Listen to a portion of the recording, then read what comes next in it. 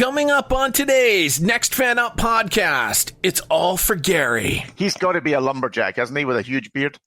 Oh, what a great name, Logan Woodside. You can imagine with his axe and his chainsaw, stomping through some marsh, cutting down timber. Jay, if you're when you're editing this thing, you better go back to when you left the pod because James said something inappropriate. Yeah, right. You know who that was. We don't have a viable backup should anything happen to him. Yeah, you have Josh McCown. I'm sorry. I'm going to need you to not curse on this podcast. We are family friendly here. Hold on a second, guys. I got someone at the door. James, before you say anything else, James, what do we do if we hear gunshots? Oh, gosh. Stop it, Neil. We're not previewing week 4 of the preseason. Oh, no. We're asking the question, did your favorite team answer their biggest question going into the preseason? Here we go. That's how we start. Yeah, baby. 32 SuperFans. Where do the reports come from? Did you get an initial? One PodVader. That's football. Every angle of the NFL covered. All that kind of stuff, I get it. This, no question about it, is Next Fan Up. We're going to unleash hell here in December. Hello and welcome to this lightning-charged edition of the Next Fan Up podcast. Hey, everybody. PodVader here. I'll have some more stories for you at the end of the show about some things that are happening because changes are afoot. But in the meantime, I'm joined by two superfans to go through preseason week 4. Now, stop. Don't go. Don't turn this off. We're not previewing preseason week 4. We are discussing each team as they have games in preseason week 4 in regards to players that are going to go on to become superstars in the XFL, and if these teams have actually addressed the major questions that were posed to them before the preseason began. So it's not a preview of preseason week 4, because honestly, the only thing you should be looking forward to watching is if Carly Lloyd is kicking for an NFL team. That is literally the only thing that would make preseason week 4 any bit remote interesting. So with that, let me introduce you to the superfans that are joining us. I first will introduce you to James, our Eagles superfan. He's been here for a long time. Hello, James. Hey, Pod. This fourth game is garbage. I understand why it has to be played. I understand why owners want to get rid of it, but it's a necessary evil on both sides. Other than that, Bears get Carly Lloyd a contract, and I hope everything in New England is going well, and no one's been caught sniffing anything lately. Oh, let's not go down that road again. Instead, let us go to the emails, nextfanup@gmail.com. Gary wrote us and says, it has to be said, bring back Neil, just not the same without his humor. Gary, your word has been heard. Thunderbolts have been thrown. Neil, our Washington Redskins superfan from across the pond, has rejoined us on the show. Neil, it's been so long. Yeah, guys, how are you doing? How are you doing, Jay? How are you doing, Jimbo? It's fantastic. I've got to say, Gary sounds like Gary is either a very intelligent young man there, and I'm going to go for that, or else it's Kevin in disguise. And I wonder, where is that stinky little skunk this week? Well, it appears that General Secretary Gonzalez decided he really needed to talk about the Cowboys on a one-on-one basis this week, and thus he is not available to join us on today's podcast. I just have one thing to add here. Gary, thanks for your email. Never send another one again. Don't be. Listen, we don't get enough emails. James, do not tell our fans not to send us emails. We love emails. No, the fans can still see emails, just not Gary. This is what he's going to be asking for. James, I've been away for like 5 weeks, but you're still a diva. It's a beautiful thing. Be like Gary. Don't be like what James is recommending Gary to be. Be like Gary. Send us your emails, nextfanup@gmail.com. You can tweet us at NFU Podcast. We're on Facebook, facebook.com/NFU Podcast. We're obviously going to be talking about Andrew Luck. Fortunately, the Colts game is the second game in our timeline. We'll also be talking about Hard Knocks. That, unfortunately, is the very last game in our timeline. So if you want to hear some Hard Knocks talk, whoop, you'll be able to skip right to the end. And we've got time markers, but then come back because you're going to want to hear this because there's going to be all sorts of great fantasy advice, football advice, and just some fun football talk. And hopefully we're going to get it done for you in less than 90 minutes. Hopefully James will be more Gary. That's a good motto for you, James. Be more Gary. No, absolutely not. And 5 weeks feels like 5 years. It hasn't been long enough. It's just like an old married couple, you two. It's fantastic. Bang zoom to the moon. So we'll kick things off at 7:00 Eastern time on Thursday. The Minnesota Vikings at the Buffalo Bills at New Era Field in Buffalo.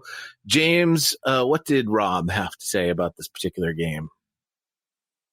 Well, he'll be watching Duke Williams first and foremost. Bills receivers are mostly small and quick, but this guy brings a different dimension to the team, 6'2", 220, and does a great job of high pointing the ball in the air. His biggest question was how Josh Allen would improve in his decision-making and reading of the defense. Well, he mixed well with Cole Beasley. Had nothing like last year. How he looked compared to preseason? For the most part, he looked a lot different. The connection with Beasley seems to be the thing, and he seemed to be making the concerted effort to take the easy money of the short throw as opposed to play hero ball. He did have instances on third down in the preseason game where he absolutely should have tried some hero ball, but that'll come with time. He needs to quit that, though. Finished preseason at 64% completion percentage. Last year, preseason, he was somewhere around 51.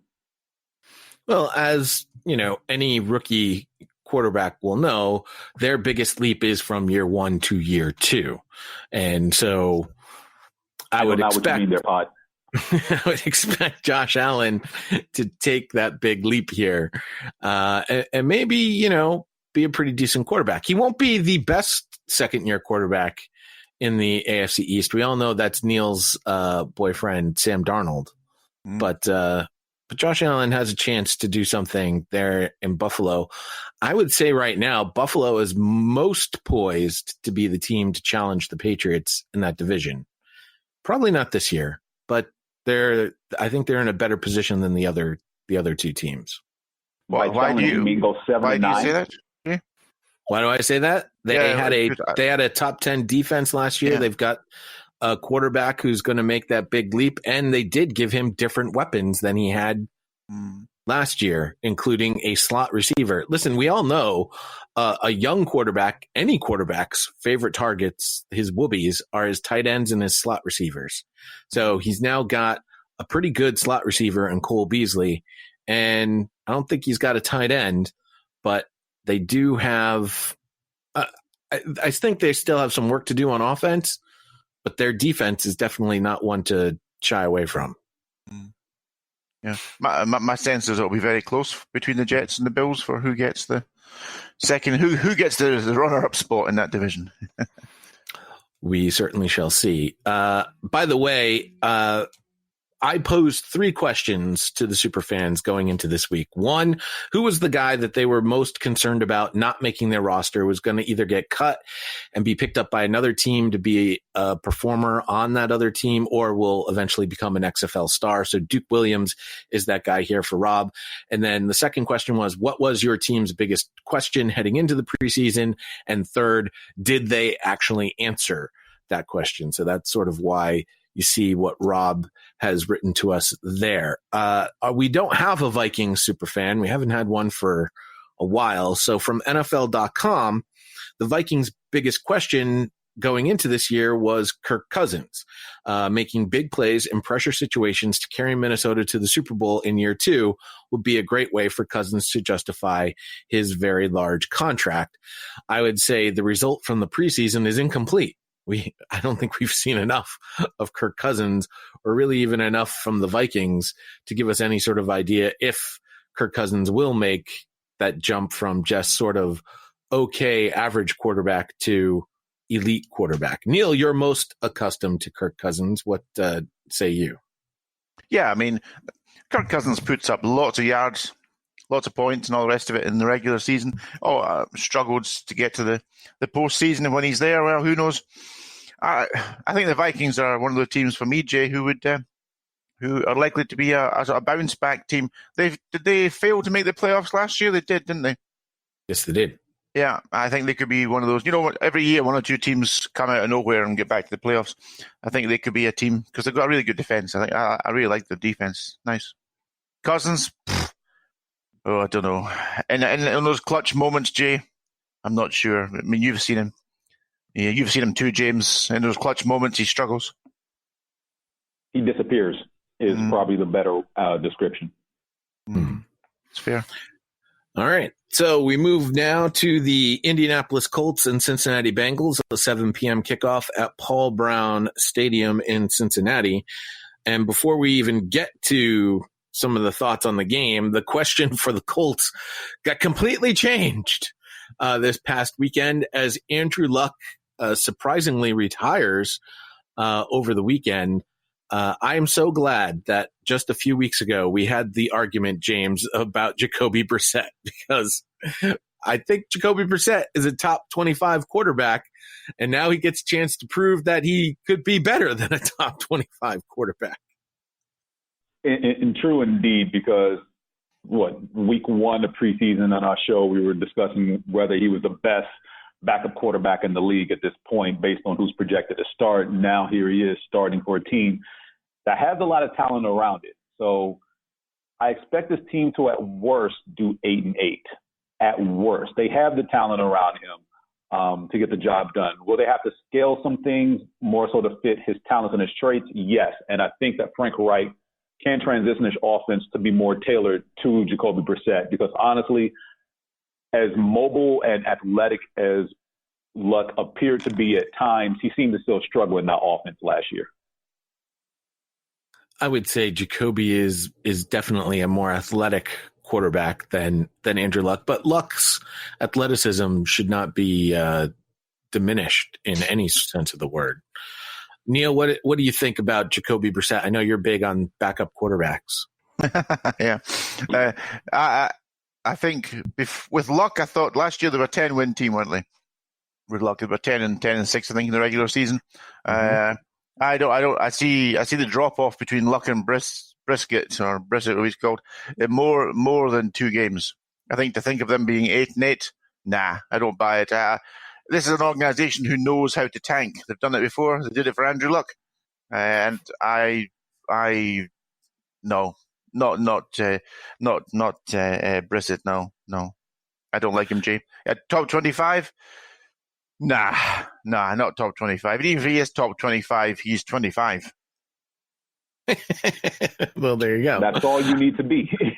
There was a conversation. There was a conversation in our Slack group about the first 5 games that the Colts have at the Chargers, at Tennessee, hosting Atlanta, hosting Oakland, and that at Kansas City. And I agreed with everybody. I see 1-4 is most probable, but I wouldn't. 3-2 is not out of the question. I would not be shocked if they go 3-2, because 3 of those games they could definitely win. But 1-4 is most probable. 2-3. They definitely win at least 2 of those games. I think which 2? I think we're all giving them the win over Oakland. Yes, and I think they beat Tennessee as well. Okay, Neil. The question mark is Atlanta. I think I said 1-4, and that was being optimistic, and they could probably beat the Raiders. But you never know. You never know with the Raiders. I don't think we also take into account the psychological effect this is going to have on the organization and on the roster itself. When your best player by a country mile retires 2 weeks before a season starts, that is going to hit the squad at some point in the season, if not right at the start of the season. Because I play football at a very, very low soccer at a very, very low level, Jay, these days. But when you've got 1 or 2 of the best players in the group of players playing in your team, everybody picks it up 5% because you got these great players who can do something on the pitch for you. And with Luck gone, I can just see that. See in the moments, Jay, when Luck used to bring them back, and he was great at bringing them back from deficits. That's when they're going to really struggle and then notice a difference. I wouldn't be surprised if they get 3 wins, 4 wins for the season. I understand the people that are saying we got to, the suck for luck and tanking